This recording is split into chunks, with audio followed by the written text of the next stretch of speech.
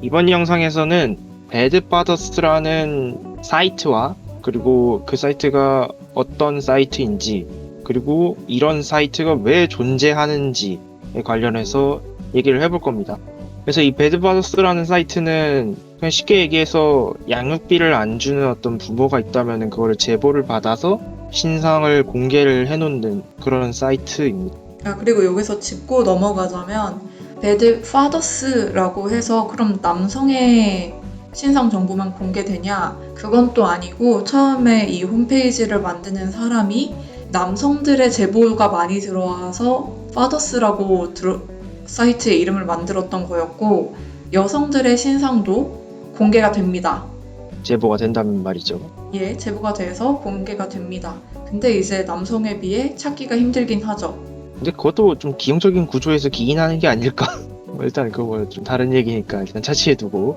그래서 이 사이트에 올라온 사람 중에 한 명으로 추정되는 사람이 이 사이트가 자신의 명예를 훼손한다라고 고소를 했는데 결국 법원에서 이 사이트의 활동이 공익성을 띠기 때문에 무죄다라는 판결을 내리기도 했습니다. 그래서 나는 이 판결을 보고 맨 처음에는 걱정을 했어. 설마 유죄가 떠서 이 홈페이지가 없어지지는 않을까라는 걱정을 했었는데 양육비가 단순히 이혼을 할 때 뭐 우리가 이혼을 하기로 했으니까 내가 아이를 키울 테니까 매달 나한테 얼마를 줘 라고 이혼한 부부 간의 합의가 아니더라도 알고 보니 너 아이였어 라고 친자 확인을 해서 양육비를 받아야 하는 그런 상황에 남성과 여성 간의 합의가 아니라 양육비는 아동의 생존권이잖아. 아동의 생존권과 정말 긴밀하게 연결되어 있는데 재판부에서 적어도 아동 생존권을 우선으로 둔다는 얘기니까. 그래서 나는 다행이라고 생각을 했어. 그리고 이게 또 만장일치로 무죄다라는 얘기를 듣고 아직까지 세상이 그렇게 썩지는 않았구나 라는 생각을 했지. 그러니까 지금 이 얘기를 동의를 안 할 사람은 거의 없을 거거든? 양육비를 당연히 지급해야 한다고 생각을 할 거야, 다들. 근데 나는 너한테서 이런 사이트가 있다라는 거를 처음 들었는데 나는 약간 충격적이었어. 이런 사이트가 존재한다는 거에 대해서. 물론 이 사이트 운영하는 분들이 유죄를 받았어야 했다라고 얘기하는 건 아닌데 근데 내가 평소에 생각하는 어떤 믿음 내지는 사상에서는 이거는 궁극적으로 따졌을 때는 유죄가 나왔어야 할 사건이라고 생각을 하거든. 근데 이게 무죄가 나왔을 수 있던 이유는 국가에서 일을 안 하니까 이거를 자기네들이 안 하니까 민간에서 한다고? 그래? 좋은 일 하시네요. 우린 안 하는 건데 잘하시네. 그래요? 뭐 문제 드릴게요. 이런 느낌이란 말이야. 나한테 그렇게 받아들여져. 이 일은 국가가 나서서 강제 징수를 통해서라도 양육비를 받아내야 되는 일들인데 이거를 국가는 방관하고 있고 어쩔 수 없으니까 그 민간에서 나서서 이 사람들한테 일종의 쪽을 주는 방식을 통해서 아동의 생존권을 어떻게든 보장하겠다라는 얘기잖아. 이 미친 거지 이게. 말이 되냐고. 이거를 국가가 할 일을 왜 민간이 나서서 하고 있냐고. 그리고 나는 요번에 내가 좀 무지했던 것도 있긴 한데 내가 요번에 이걸 보면서 처음 알았는데 양육권을 미지급하는 거에 대해서 어떤 강제적으로 징수할 방법이 없다는 거에 대해서도 충격이었어. 강제 징수가 안 된다고? 그 여러 절차로 나뉘는 걸로 알고 있는데 강제 징수가 되면은 굳이 이런 일을 할 이유가 있어? 그 절차가 힘들어서 그런 게 아니었을까? 그러니까 그게 왜 힘들어야 되냐고 그러면은. 그러니까 양육비를 지급하라는 건 보통 이혼 소송에서 누가 아이를 키울 것인가 뭐 그런 걸 다 따져갖고 그러니까 매달 얼마를 양육비로 누구가 누구에게 줘라라는 식으로 판결이 나오잖아. 그럼 기준은 그럼 딱 내려졌어. 그러면 줘야 될 거 아니야. 그럼 안 줬을 경우? 그럼 안 줬을 경우에는 강제로 징수할 방법을 만들어야지. 그 강제 징수를 해야지. 근데 왜 그런 제도가 없냐고. 민간이 나서갖고 개인의 신상을 밝히는 이런 일을 하게 만드냐고. 말이 안 되는 거야 이거는. 내가 지금 양육비 관련해서 통계 자료를 찾았거든. 2018년에 한부모 가족 실태 조사라고 해서 여성가족부가 시행한 건데 양육비 채권자인 2039명을 대상으로 실시해서 1491명 73.1%가 양육비 지급 의무자로부터 양육비를 전혀 지급받지 못했다. 지급 의무자, 의무자, 의무자. 따옴표 부시게 의무자. 그래, 의무자.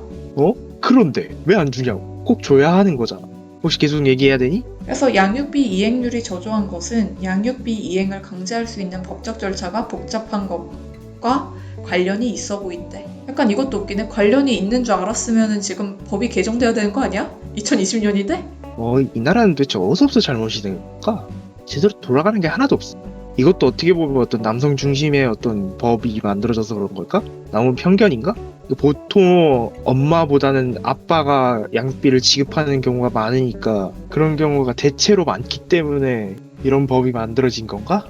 내가 지금 양육비를 어떻게 강제적으로 받을 수 있는지에 대해 글을 읽고 있거든? 나 같아도 더러워서 안 받고 말지라는 생각이 들 것 같아. 지금 당장 내가 굶어 죽지 않는 이상 그냥 안 하고 말지. 더군다나 지금 한 부모면 내가 애들을 케어해야 하고 또 양육비를 지급을 못 받고 있는 상황이면 내가 돈을 또 벌어야 되잖아. 근데 이걸 언제 이렇게 하나하나 소송을 걸고 웬만한 준비로 안 돼, 이건. 변호사 불러야 되잖아. 그러니까 배보다 배꼽이 더 커져. 이게 무엇이야? 양육비를 지급해야 한다라고 의무를 지었으면 당연히 그걸 이행하지 않을 때 처벌도 있어야 될 거 아니야. 벌금을 받아서 주든 아니면은 청 못 내겠다 그러면 감옥 가셔야지. 이게 감옥이 좀 너무한 거 아니냐라고 생각할 수도 있는데 막상 그러면 아무것도 일을 안 하고 아이를 방치한다고 생각을 해봐. 부모가. 아동학대야. 똑같은 거잖아. 아동학대야. 감옥 가야 돼.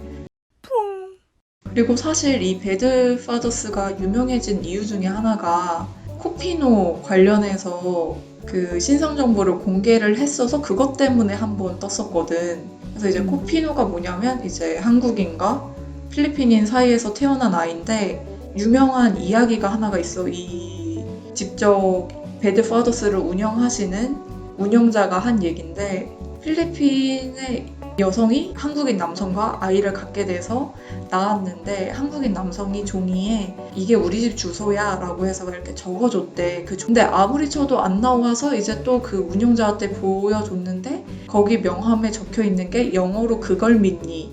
그렇게 해서 이제 그거 관련해서 한국인 남성들, 필리핀에 아이가 있는 하지만 양육비는 지급하지 않는 그런 남성들의 신상 정보를 공개하면서 유명해졌었거든.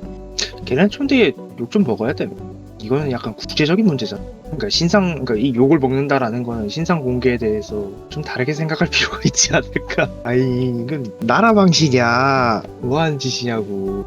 그리고 막 그런 경우에는 한국에 가족이 있는 경우가 많다더만. 약간 뭐 필리핀에 뭐 사화부인하든지 뭐 그런 것 때문에 갔다가 자기가 유부남인 거 속이고 약간 좀 역겨울라 그래. 역겹지. 난 이 홈페이지 들어가서 더 역겨웠어. 물론 번듯한, 따옴표 한번 칠게. 번듯한 직업을 가지고 있다고 해서 직업 사정이 여유롭다는 건 아닌데 직업 중에 번듯한 사람이 너무 많은 거야. 뭐 어디 대표, 어디 이사 막 이런 사람들이 너무 많은 거야. 이거는 돈을 안 준다고 봐야 하지 않나 라는 생각이 들 정도로. 그리고 나는 그렇게 생각해. 양육비를 주기로 했으면 알바를 하든 아니면 뭐 일용직을 뛰든 그렇게 해서라도 양육비를 줘야 한다라고 생각을 하는 사람인데 변명에 불과해. 만약에 양육비 한 달 지급 못하자마자 감옥에 가야 한다? 그럼 어떻게든 돈을 빌려서라도 갖다 줄걸?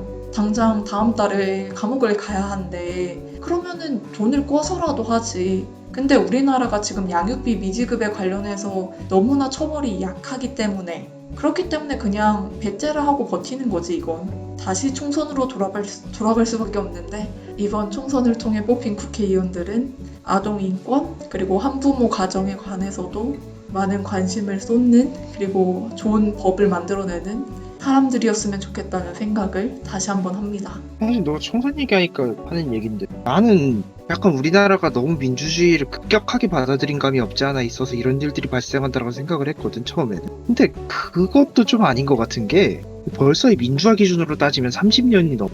모든 사람들이 민주주의라는 제도 내지는 공화제라는 그런 제도에 대해서 경험적으로 어느 정도 익숙해져 있어서 괜찮다고 생각을 한단 말이야. 그러니까 과거 유럽에서 민주주의가 그렇게 늦게 정착이 된 것은 다들 왕정에 있기 때문이라고 생각을 해. 나 그게 그냥 일상이었으니 왕이 존재하고 귀족이 존재하고 하는. 근데 그러다가 갑자기 어느 순간부터 모두가 평등하대. 왕도 귀족도 나도 똑같은 사람이래. 근데 솔직히 이게 처음에 그렇게 와닿지 않을 거거든. 평생을 그렇게 살아온 사람들한테. 지금 우리나라는 이 30년이라는 세월이 지나면서 그것들이 익숙해졌을 거라고 생각을 하거든. 근데 그럼 그 사이에 많은 것들이 변화했어야 했을 텐데 민주화 이후 왜 그게 못 됐는가? 뭐가 문제인가? 아직도 이렇게 산적해 있는 문제가 많아. 해결해야 될 문제가 되게 많아. 왜 이렇게 많은 거지? 강한 회의감이 들면서도 너가 말한 것처럼 21대 국회에서는 이런 것들이 좀 해결됐으면 좋겠네. 안타까워. 나라가 어디가 뭐 더 잘못된 건지. 뭔가 되게 멋있는 집인데 바람 한번 불면 쓰러질 것 같은 그런 집이야. 아닌가? 이런 느낌이 아닌가? 아, 튼튼해. 되게 잘 지어졌어. 그런데 막 집에서 물이 안 나오고 전기가 막 연결이 안 되어 있고 막 그런 느낌이 맞겠다. 나는 약간 집이 잘 지어져 있고 물도 나오고 전기도 잘 나오는데 벌레 파먹는 기둥들이 산적해 있어. 계속 벌레가 파먹고 있어. 어느 순간 기둥이 무너질라 그러는데 그 기둥을 교체할 생각을 하지 않고 있어. 물하고 전기 정도는 나오는 것 같아. 물하고 전기 정전 나와? 약간 그런 느낌이지. 막 기둥 두드려 보면 벌레가 파먹고 있고 바닥 뜯어보면은 막 쥐들 기어다니고 있고 파선생 나오고. 파선생 나오고. 세스코 불러야 돼, 안 돼, 이거? 해충 제거는 세스코지, 역시. 이번 총선이 우리나라의 세스코가 되었으면 좋겠습니다. 예.